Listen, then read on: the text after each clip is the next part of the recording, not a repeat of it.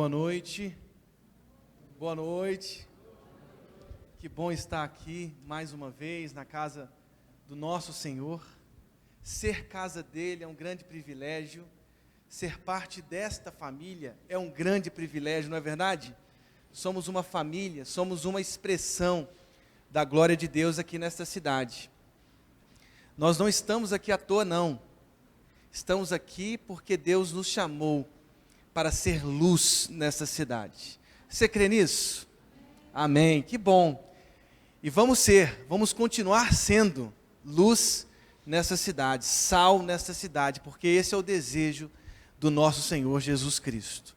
Amém? Quero convidar você a abrir sua palavra em Oséias, capítulo 6. Espero que você consiga encontrar rápido aí o texto de Oséias. Oséias capítulo 6.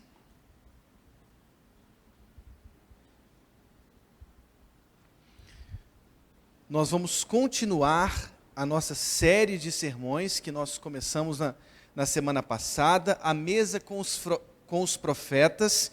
Nós temos como subtítulo hoje, feridas que Deus provoca. Não é estranho isso?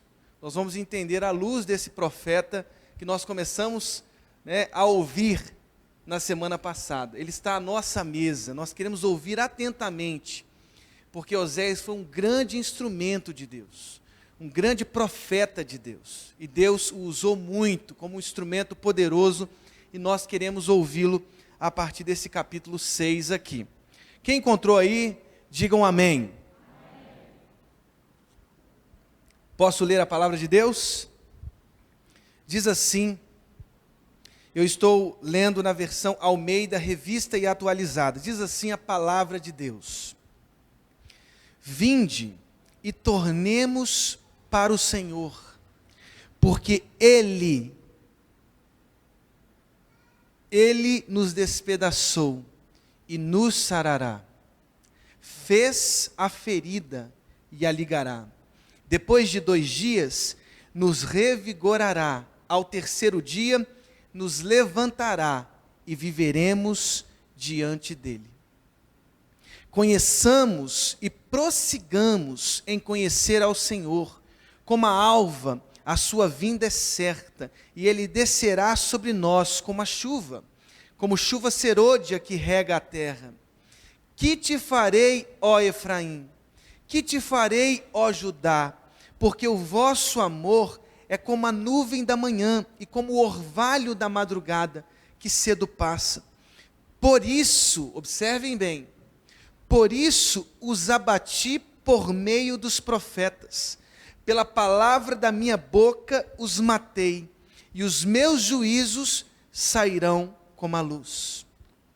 Pois misericórdia quero e não sacrifício, e o conhecimento de Deus mais do que holocaustos. Mas eles transgrediram a aliança como Adão. Eles se portaram aleivosamente, ou seja, fraudulentamente contra mim. Gileade é a cidade dos que praticam a injustiça, manchada de sangue. Como hordas de salteadores que espreitam alguém, assim é a companhia dos sacerdotes, pois matam no caminho para Siquém, praticam abominações. Vejo uma coisa horrenda na casa de Israel. Ali está a prostituição de Efraim. Israel está contaminado. Também tu, ó Judá, serás ceifado. Vamos falar com Deus nesse momento? Vamos fechar os nossos olhos e vamos fazer a nossa oração diante do Senhor. Eu quero dar a você aí um tempo para que você fale com Deus, e depois eu também quero orar.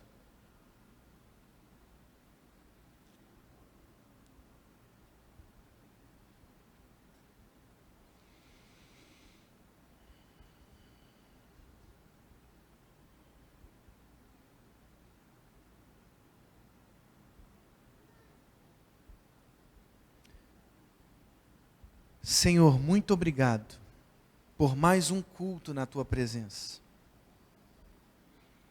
Muito obrigado, Deus, porque estamos e porque somos a tua casa. Muito obrigado, Deus, porque o Senhor nos deu o privilégio de sermos chamados filhos. Que o Senhor possa, neste momento, Deus, falar aos nossos corações. Que o Senhor, ó Deus, em nome de Jesus, trabalhe nas nossas vidas, nos aperfeiçoe. Nós precisamos, Deus, ouvir a tua voz. Nós precisamos, porque sabemos que a tua palavra, ela ilumina o nosso caminho. Ela ilumina as nossas decisões. Ela ilumina a nossa história. Por isso, Deus, fala conosco, no nome de Jesus. E o povo de Deus diz: amém. Por que sofremos? Você já parou para responder esta pergunta? Por que sofremos? Por que atravessamos em certas circunstâncias das nossas vidas tempestades hostis? Por quê? Porque enfrentamos ventos tempestuosos? Porque enfrentamos em nossas histórias o vale de sombra e morte, como o salmista diz tão explicitamente em seu texto no Salmo 23. Por quê? Porque atravessamos o vale de sombra e morte. Vejam, responder a esta pergunta não é tão fácil.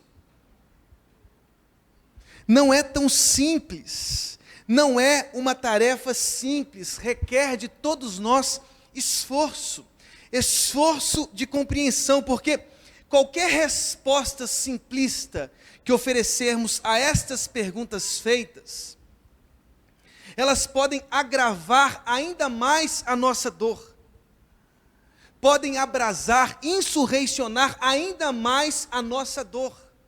Por isso, a tarefa de refletir sobre estas perguntas é tão fundamental. Por que sofremos? Por que atravessamos circunstâncias contrárias, tempestades contrárias? Não é tão simples responder. Agir de forma simplista também não. Não só responder de forma simplista, agir de forma simplista não atenuará os nossos sofrimentos. Há um poeta do 19 francês que ele diz assim, vejam as suas palavras, horríveis palavras. Ele diz assim: devemos andar sempre bêbados. Tudo se resume nisso. É a única solução. Para não sentires o tremendo fardo do tempo que te despedaça os ombros e te verga para a terra. Deves embriagar-te sem cessar. Palavras de um escritor francês. E são muitos que agem desta forma simplista.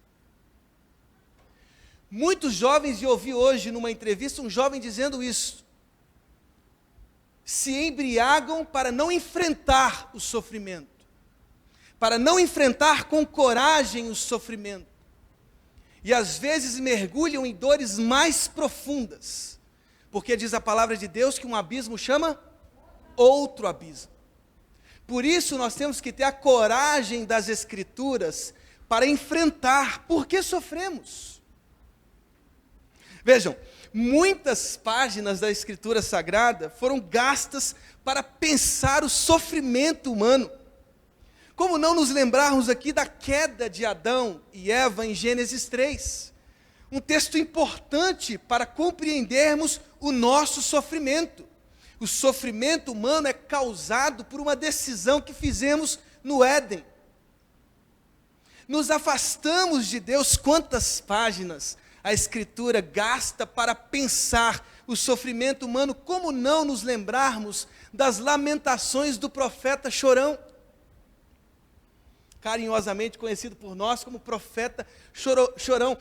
E mesmo as suas profecias. Páginas que foram gastas para pensar o sofrimento humano. Como não nos lembrar da história torturante de Jó? Sim, uma vida que expressa de uma forma interessante o porquê do sofrimento humano. Como não nos lembrarmos do salmo clássico de Davi, o Salmo 23? Como não nos lembrar da vida crucificante do servo sofredor, do filho do homem, da ovelha muda ante os seus tosquiadores, que foi contada pelos evangelistas sem esconder a dor do nosso Salvador, sem ocultar os sofrimentos do nosso Salvador. Como não nos lembrar nesta noite das cartas dos apóstolos que revelavam seus sofrimentos pessoais por causa do Evangelho, seus naufrágios, seus açoites.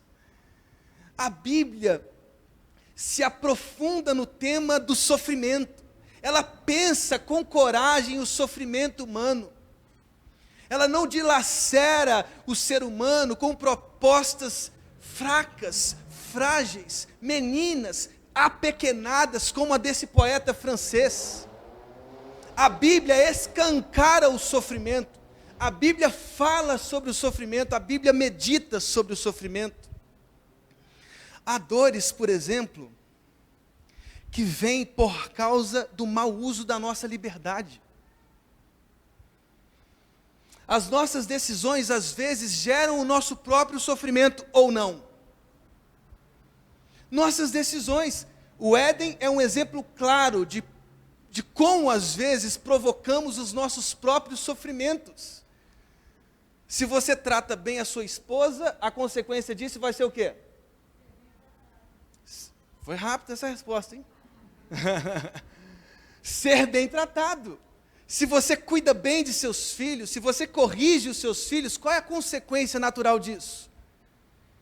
Um crescimento mais saudável, mais ético, mais controlado, mas cheio também, obviamente, de liberdade. Por isso, há dores, eu insisto, que elas chegam na nossa porta por causa do mau uso da nossa liberdade.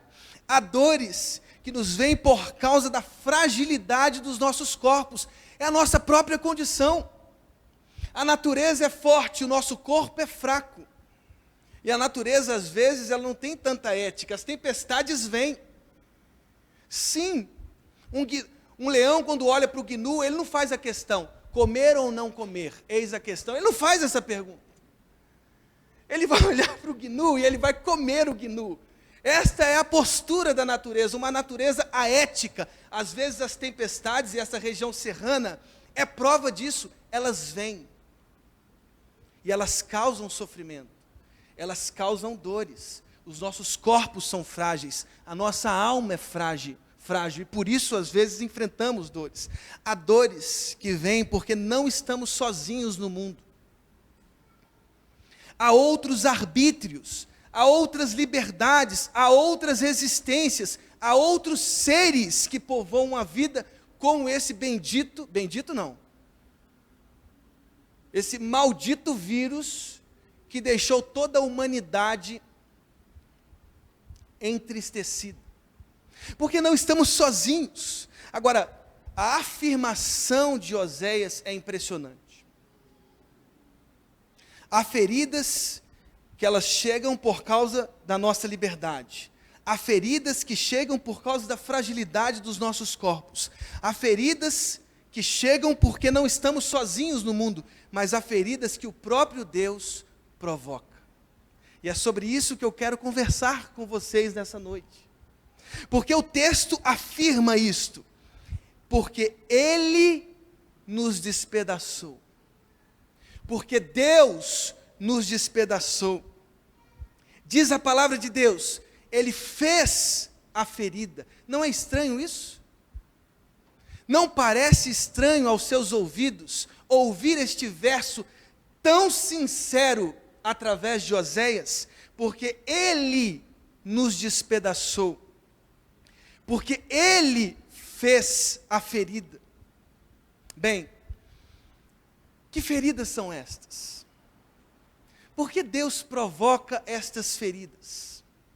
Porque Deus é, entre aspas, o autor dessas feridas. Bem, a primeira coisa que eu observo nesse texto é: as feridas que Deus provoca em seu povo não são feridas perenes, permanentes, incessantes, perpétuas, eternais, não.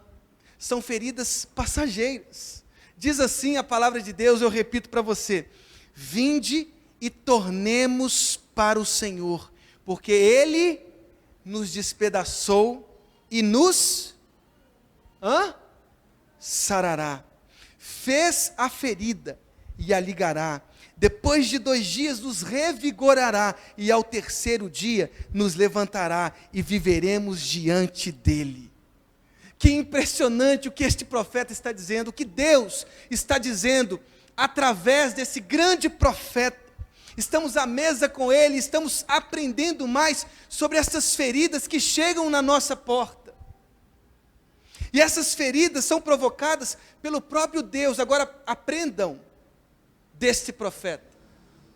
Aprendam de Deus através desse profeta. As feridas de Deus não são perenes. O ser humano, vejam só, observem, o ser humano, ele é capaz de ferir, ele é capaz de despedaçar, mas ele é absolutamente incapaz de sarar as feridas. Ele não tem poder para sarar feridas, o ser humano não tem esse poder. Vocês se lembram da ferida que Pedro provocou em Malco?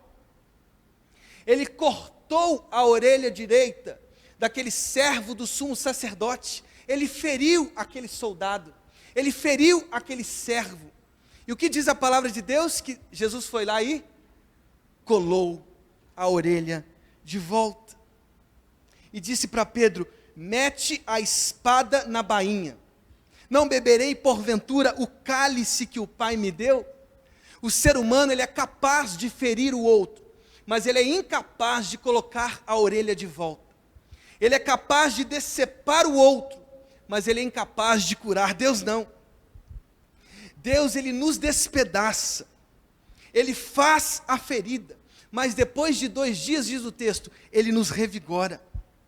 E ao 3º dia, ele nos ergue, ele nos levanta para vivermos diante dele. Os exílios viriam. Oséias foi um profeta que viu os próprios exílios. Ele enxergou com olhos proféticos os exílios que assaltariam a alegria do norte e de Judá. Ele viu as feridas que Deus provocaria. Mas os exílios, as feridas que Deus provocou, tinham uma intenção clara. Tinham a intenção de restaurar Jezreel. Lo Ruamá, não amada, desfavorecida, Lo Ami, não meu povo. Deus tinha uma intenção clara de curar este povo, de sarar as feridas deste povo. Ele faz a ferida, porque aquele que foi chamado não meu povo, por causa das feridas, seria então chamado meu povo. Por causa das feridas, aquele povo que era chamado não amada, seria chamado o meu povo amado. As feridas de Deus não são perenes, são passageiras. São feridas que Deus provoca porque tem uma intenção clara. Mas uma segunda coisa que eu percebo neste texto é: as feridas que Deus provoca são para a lucidez, para o amadurecimento do seu povo. Vejam as perguntas de Deus. Ele disse assim: que te farei, ó Efraim? Que te farei, ó Judá? Eu imagino a dor do nosso pai ao perguntar estas questões, ao proferir, ao pronunciar estas perguntas. Ele perguntou claramente: que te farei, ó Efraim? Que te farei, ó Judá? Veja a intenção intrínseca a estas feridas. Ele quer curar, ele quer salvar, ele quer chamar de meu povo amado. Ele quer chamar de volta para uma relação íntima. As feridas que Deus provoca são para o amadurecimento de seu povo. Ele disse assim: porque o vosso amor é como a nuvem da manhã, como o orvalho da madrugada que cedo passa. Que te farei, ó Efraim? Efraim aqui é uma personificação do norte de Israel, porque era a tribo mais importante do norte. Que te farei, ó Judá? Ou seja, que te farei, meu povo? Que te farei? Vejam só, Deus compara o seu povo, o amor do seu povo, às manifestações provisórias, efêmeras da natureza. O amor do povo de Deus é comparado à nuvem da manhã, é comparado ao orvalho da madrugada. Porque o nosso amor é provisório, porque o nosso amor é efêmero, transitório, Deus faz a ferida, Deus nos despedaça, porque a intenção dele é tornar o nosso amor perseverante, é tornar o nosso amor inquebrável, é tornar o nosso amor perene. Ele faz a ferida porque ele quer nos atrair, a sua intenção é amorosa. Ele faz a ferida, ele despedaça porque ele ama. E ele quer tornar o nosso amor, que é como um orvalho, que é como uma nuvem, em amor perene, em amor eterno, inquebrável, perseverante. Diz o autor de Hebreus: filho meu, não menosprezes a correção que vem do Senhor. Não menosprezes a correção que vem do nosso Senhor, nem desmaies quando por ele és reprovado. Porque o Senhor corrige a quem ama e açoita. A mesma expressão grega que ele usa lá em Marcos capítulo 10, 34. Jesus dizendo: hão de escarnecê-lo, cuspir nele, açoitá-lo. Deus corrige a quem ama. Ele açoita todo filho a quem recebe. Deus faz a ferida porque ele tem uma intenção amorosa por trás. Provérbios 3,12 diz assim: porque o Senhor repreende a quem ama. Quando ouvirmos a repreensão de Deus, nós precisamos ouvir com atenção, com os nossos ouvidos atentos e alegres, porque Ele nos ama, nós somos os filhos dEle. Eu conversando com meu sogro hoje, não sei se foi hoje ou ontem, ele disse uma coisa que me chamou a atenção: o pior castigo é não castigar. Não é verdade? O pior castigo é não castigar, e Romanos 1 diz isso. Porque Deus os entregou, Deus entregou tais homens à imundícia. Por causa disso, os entregou Deus a paixões infames. Observe bem, o pai, a mãe que ama verdadeiramente, corrige. Eu conversando uma vez com uma psicóloga, ela disse para mim: nós temos que às vezes frustrar os nossos filhos, porque os nãos precisam ser ouvidos na própria casa. As correções que fazemos no interior das nossas casas, eu sou pai, são gestos de amor, são gestos de bondade. Os pais corrigem os filhos porque querem vê-los vitoriosos, não é verdade? E Deus que nos ama está nos corrigindo, acertando, nos santificando, nos moldando como um vaso na mão de um oleiro. E às vezes Ele quebra tudo e refaz de novo. Por isso as feridas, me desculpem dizer isso, são fundamentais para a nossa jornada. Ele faz a ferida, Ele faz o exílio, Ele provoca, Ele despedaça o nosso corpo para nos atrair de novo, porque Deus não quer um amor passageiro, Deus não quer um amor que oscila, Ele quer um amor perseverante. E aí eu estava lá no meu PG, Ciméria, com meu líder Fernando, e ele disse assim: meus irmãos, tende por motivo de toda alegria o passardes por várias provações. Imagine o que Tiago está dizendo. Nós temos que ter alegria quando passamos pelas provações. Por quê? Sabendo que a provação da vossa fé, uma vez confirmada, produz perseverança. Ora, a perseverança deve ter ação completa, para que sejais perfeitos e íntegros, e nada deficientes. Deus quer nos corrigir, porque Ele quer tornar o nosso amor perseverante, eterno, perene, inquebrável.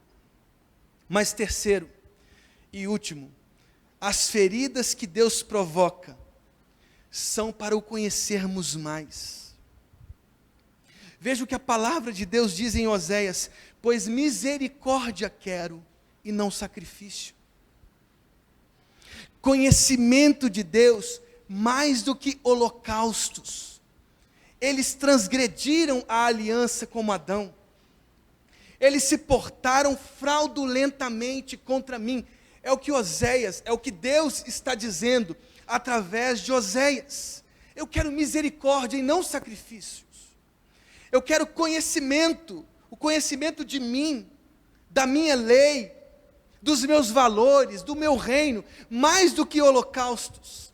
O diagnóstico desse povo era um diagnóstico claro.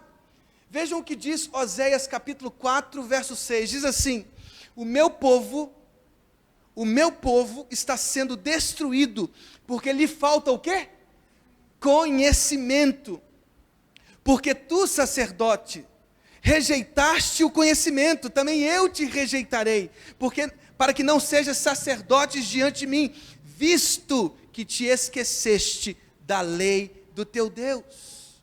Também diz a palavra de Deus em Oséias capítulo 5, do 3 ao 5, diz assim: conheço a Efraim, e Israel não me está oculto, porque agora te tens prostituído, ó Efraim, e Israel está contaminado, o seu proceder não lhes permite voltar para o seu Deus, porque um espírito de prostituição está no meio deles, e não conhecem ao Senhor. A soberba de Israel abertamente o acusa. Israel e Efraim cairão por causa da sua iniquidade, e Judá cairá juntamente com eles. Deus não quer sacrifícios. Deus, Ele quer misericórdia. Este verso foi citado pelo próprio Cristo. Ele estava na casa de Levi, com outros publicanos e pecadores, e religiosos, fanáticos, líderes, intérpretes da lei, escribas, doutores, desprezavam o próprio Cristo, dizendo: Ele está entre os doentes, Ele está entre os pecadores, Ele come com os pecadores. E Jesus, ouvindo tudo aquilo, disse: os sãos não precisam de médico, e sim os doentes, pois misericórdia quero e não holocaustos. Conhecimento de Deus. Vejam só, as feridas são provocadas em nossos corpos, em nossas vidas, em nossos corações, em nossas almas, porque Deus quer que nós o conheçamos mais. Porque a falta de conhecimento dEle faz perecer o nosso organismo, faz perecer a nossa alegria, faz perecer a nossa força, faz perecer as nossas virtudes. Deus está nos ferindo para nos atrair, para que o conheçamos mais. As feridas são provocadas para que nós procuremos o médico dos médicos. Eu sei que parece difícil, parece insuportável atravessar as provações. Parece insuportável atravessar as tempestades. Mas nós só conheceremos aquele que acalma as tempestades se as enfrentarmos. Parece que Deus às vezes nos leva ao ápice da nossa dor, ao ápice do nosso sofrimento, do nosso caos, das nossas provações, para que lá nesse ápice de dor, nesse ápice do sofrimento, das feridas, nós o reconheçamos como Deus. Quantos são os testemunhos que já ouvimos? Esta ferida me aproximou de Deus. esta dor me aproximou de Deus. Esta angústia me aproximou de Deus, porque a angústia nos torna frágeis, fracos, humanos, e isso nos faz reconhecer que precisamos de um médico. Deus não quer sacrifícios, mas misericórdia. Deus não quer holocaustos, mas conhecimento dele. Ele provoca as feridas, porque ele quer os teus servos mais próximos. Ele provoca as feridas, porque ele quer mais lucidez para o nosso amor, mais amadurecimento, mais perseverança em nosso amor. Ele provoca as feridas, porque o seu amor é perene, é eterno, é permanente, é incessante. As feridas passam, o seu amor não. As provações passam, a sua lei não. Os sofrimentos passam, mas a voz que acalma a tempestade, não. Qual é a sua ferida hoje? O que tem atrapalhado a sua caminhada? O que tem doído na sua alma? O texto de Oséias 6 nos provoca a compreendermos estas feridas como sinais, como luz. Estas feridas querem nos atrair para a presença de Deus. Ele faz a ferida. Esta ferida passa, mas o resultado, a consequência, é uma maior proximidade com o Deus de Israel. Eu queria que nós nos colocássemos de pé.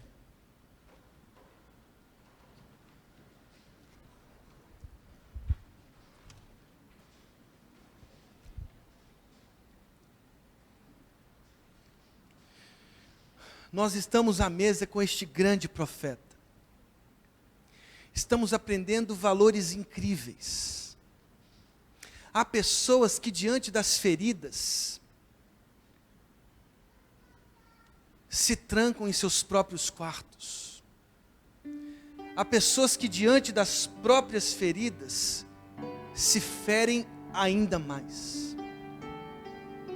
Há pessoas que diante das suas próprias feridas se embriagam, se jogam em exílios piores, em depressões mais profundas. O que Oséias está nos mostrando, aliás, o que Deus está nos dizendo hoje através de Oséias, é que as feridas, elas iluminam os nossos caminhos, elas mostram as nossas fraquezas, elas mostram que somos feitos de pele e osso. Estas feridas querem nos mostrar que somos frágeis, fracos e precisamos de Deus. Não há vida feliz sem Deus. A dor vai passar. Os sofrimentos vão passar. O coronavírus vai passar, mas e depois? Será que os nossos corações estarão mais próximos de Deus? Será que teremos aprendido mais com as feridas? Será que estas feridas provocadas pelo próprio Deus nos atrairão mais para a presença dEle? Eu não quero explicar todas as feridas, mas esse texto nos mostra, nos dá uma pista de que se estamos atravessando é porque Deus pelo menos permitiu. E isso está sendo um instrumento para que você se aproxime de Deus. Você não pode vencer esse sofrimento sozinho, esta ferida sozinho. É preciso se ajoelhar diante dEle, é preciso se entregar completamente para Ele, porque não existe vida feliz sem a presença de Deus. Eu quero fazer uma oração simples, você já entendeu a palavra de Deus.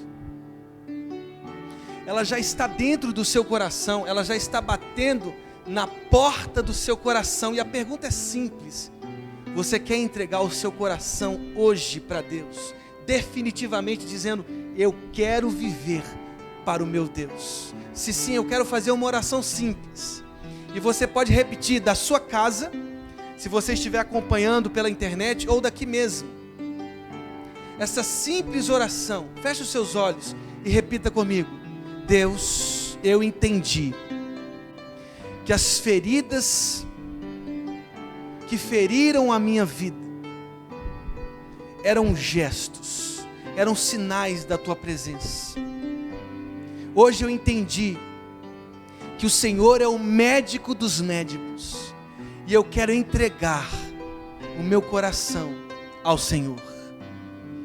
Deus, o Senhor feriu o seu próprio filho, feriu o seu próprio filho na cruz por mim. Deus, eu sou um pecador, eu confesso os meus pecados diante da tua presença, mas reconheço que sem ti eu nada sou. Eu entrego a minha vida a ti, ó Deus, no nome de Jesus, amém. A igreja de olhos fechados orando, eu quero perguntar a alguém aqui que fez essa oração com sinceridade, dizendo: eu quero entregar o meu coração ao Senhor Jesus. Se você fez essa oração, levante uma de suas mãos corajosamente, dizendo: eu, amém, que Deus abençoe a sua vida em nome de Jesus. Há mais alguém? Há mais alguém entregando o seu coração a Jesus? Levante bem alto a sua mão para que a gente possa reconhecer. Há mais alguém? Se não, eu quero orar por você, Alice, pela sua coragem de levantar a sua mão. Alice esteve ontem doando sangue junto com os jovens, esteve no pequeno grupo da juventude, e hoje está aqui, entregando o seu coração a Jesus. Glórias a Deus por isso, glórias a Deus por isso. Senhor, muito obrigado pela vida da Alice, que o Senhor derrame a tua graça sobre ela, que esta decisão tão corajosa, tão importante, a maior das decisões, não há decisão maior do que a decisão ao lado do teu filho amado Jesus. Muito obrigado, Senhor, porque ela levantou sua mão, porque ela disse sim para o Evangelho. Muito obrigado, Deus, por tudo que o Senhor fez nessa noite, pela vida da Alice, no nome de Jesus, amém e amém. Vamos adorar o Senhor com mais uma canção?